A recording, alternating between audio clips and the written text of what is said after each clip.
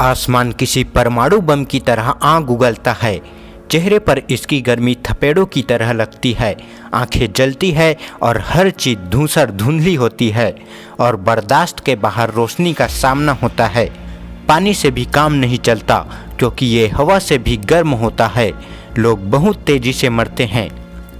वैश्विक गर्मी के बारे में रॉबिन्सन का ये वर्णन एक डरावनी कल्पना हो सकती है, लेकिन यह विश्व के लिए एक चेतावनी भी है।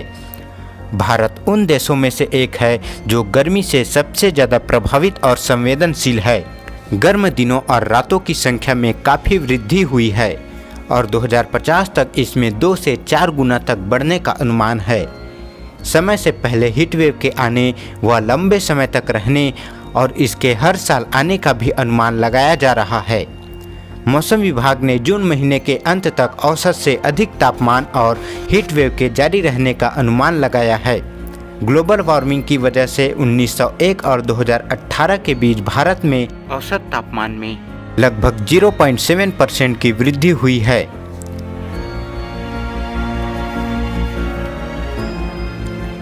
आधिकारिक आंकड़ों के मुताबिक 1992 से 2015 के बीच भीषण गर्मी से 22,000 से ज़्यादा लोगों की जान गई थी, लेकिन विशेषज्ञों का मानना है कि असल में ये संख्या इससे बहुत अधिक है।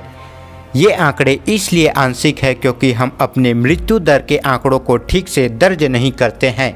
गुजरात स्थित Indian institute of public health के निदेशक दिलीप मावलंकर का कहना है कि अब तक देश ये नहीं समझ पाया कि गर्मी कितनी खतरनाक है और इससे मौत भी हो सकती है। मावलंकर ने बताया कि मई 2010 में अहमदाबाद में 800 मौतें हुई, जो कि पिछले सालों में हुई मौतों की तुलना में अधिक थी। इससे ये बात तो साफ पता चलती है कि भीषण गर्मी बहुत से लोगों को मार रही है।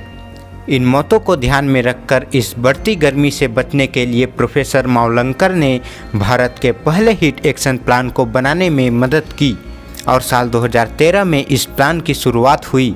लेकिन बुरी खबर यह थी कि भारत की हीट एक्शन प्लान को अच्छी तरह अमल में नहीं लाया जा रहा था।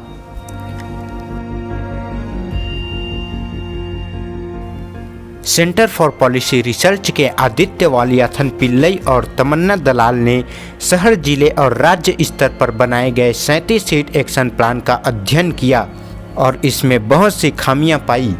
एक तो यही खामी थी कि अधिकतर योजनाएं स्थानीय हालात को ध्यान में रखकर नहीं बनाई गई। गांव स्तर पर अधिक से अधिक मौसम केंद्र स्थापित किया जाना था, जो अभी तक संभव नहीं हो पाया। अध्ययन में एक और बात पता चला कि 37 हीट एक्शन प्लान में से केवल 10 में स्थानीय स्तर पर अधिकतम तापमान को निर्धारित किया गया था, जो कि बाकी 27 हीट एक्शन प्लान में नहीं था।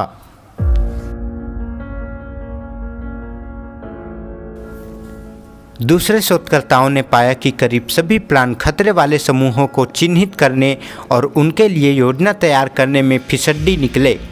बाहर काम करने वाले खेतिहर और मजदूर, गर्भवती महिलाएं, बुजुर्ग और बच्चों पर गर्मी का प्रभाव ज़्यादा पड़ता है। भारत के अधिकतर कामगार गर्मी वाले जगहों में काम करते हैं, जैसे कि निर्माण और खनन मजदूर, जिस पर गर्मी का खतरा हमेशा बना रहता है। जैसे जैसे धरती गर्म हो रही है, कामगार घर के बाहर काम करने की क्षमता खो रहे हैं।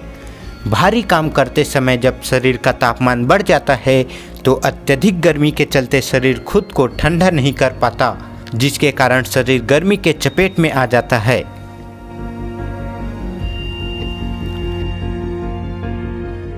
भारत में गर्मी से निपटने के लिए बनी अधिकांश योजनाओं के पास पर्याप्त पैसा ही नहीं है और उनके कानूनी अधिकार भी सीमित है। महाराष्ट्र में जिस रैली के दौरान 12 लोगों की जान गई, वहां रविवार को तापमान बहुत ही ज़्यादा था। तस्वीरों में साफ दिख रहा है कि चिलचिलाती धूप में लोग बैठे हुए हैं और उनके लिए कोई टेंट भी नहीं है। कुछ ही लोगों ने छाता ले रखा था या सिर को तौलिए या गमछे से ढक रखा था। भीषण गर्मी के बीच ऐसी लापरवाही के कारण ही लोगों की जान जा रही है। अब जानते हैं कि कैसे गर्मी भारत की अर्थव्यवस्था को नुकसान पहुंचा रहा है।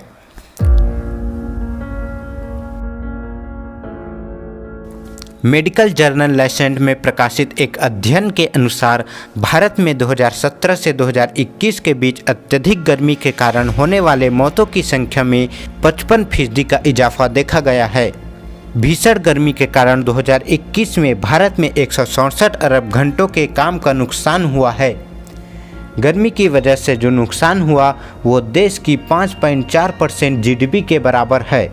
तो इस तरह भीषण गर्मी अर्थव्यवस्था को भी नुकसान पहुंचाती है। उम्मीद करता हूं कि यह वीडियो आपको पसंद आया होगा। आपका एक लाइक हमें और भी इसी तरह की वीडियो बनाने के लिए प्रेरित करता है। हमारी आगे आने वाली वीडियो देखने के लिए चैनल को सब्सक्राइब जरूर कर ले। मिलते हैं किसी और दिन एक नए वीडियो के साथ।